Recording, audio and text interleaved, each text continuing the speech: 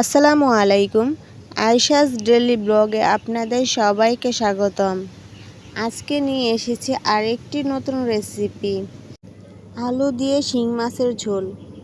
কথা না বাড়িয়ে তো চলুন শুরু করা যাক। আমি প্রথমে নিয়ে নিয়েছি কেটে রাখা মাছ, তাতে নিয়ে নিলাম সামান্য পরিমাণ হলুদ গুঁড়ো, সামান্য পরিমাণ মরিচ গুঁড়ো এবং স্বাদ মতো লবণ। তারপর সবগুলো উপাদান খুব ভালো করে মিক্স করে নেব। এই মাছগুলোর নাম হচ্ছে শিং মাছ। এই মাছগুলো মাখা হয়ে গেলে এখন আমি সাইডে রেখে দেব।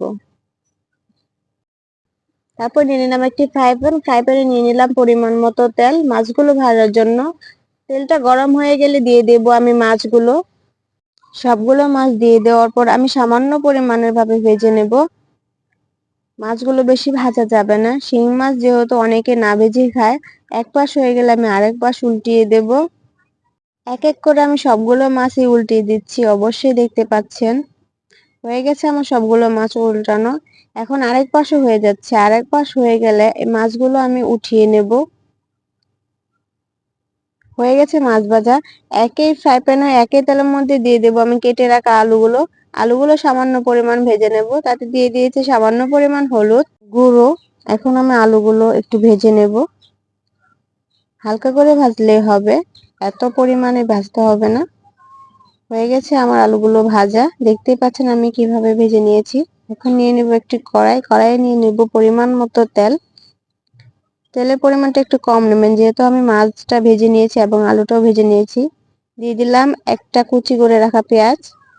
সামান্য পরিমাণ একটু ভাজার পর দিয়ে দেব আমি ব্লেন্ডার করে রাখা পেঁয়াজ আর কাঁচামরিচ।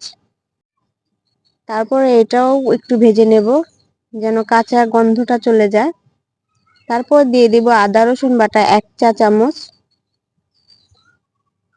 তারপর এটাও একটু নাড়িয়ে ভেজে নেব যেন আদা রসুনের কাঁচা ভাবের গন্ধটা চলে যায়।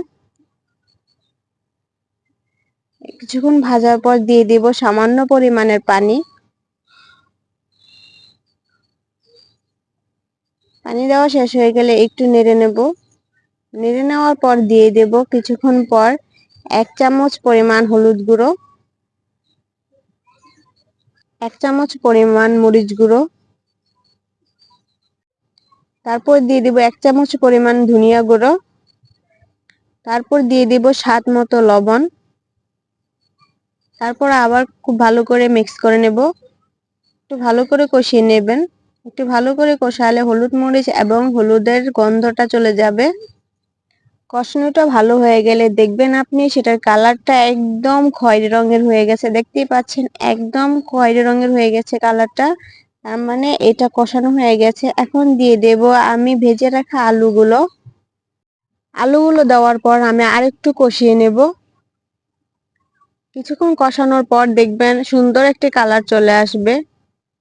দেখতেই পাচ্ছেন আমি কিভাবে কষিয়ে নিয়েছি, একদম পারফেক্ট। তারপর দিয়ে দেব আমি পরিমাণ মতো পানি। আপনারা যে যতটুকু পরিমাণের ঝোল খাবেন সে ততটুকু পরিমাণের পানি দিয়ে দিবেন।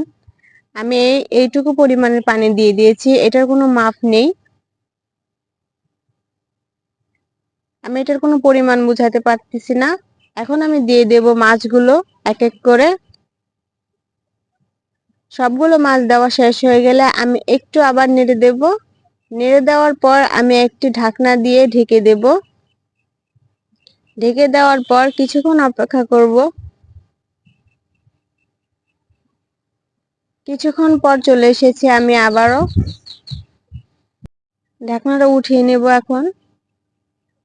দেখতেই পাচ্ছেন আমার এই তরকারিটা রান্না করা হয়ে গেছে, কারণ এটা ঝোলটা দেখে মনে হচ্ছে তরকারিটা একদম পারফেক্ট হয়ে গেছে।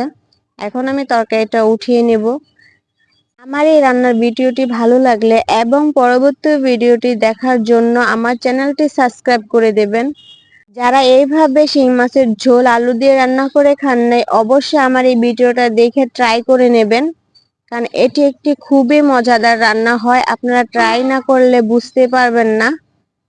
আজকে এটুকুই, আল্লাহ হাফেজ।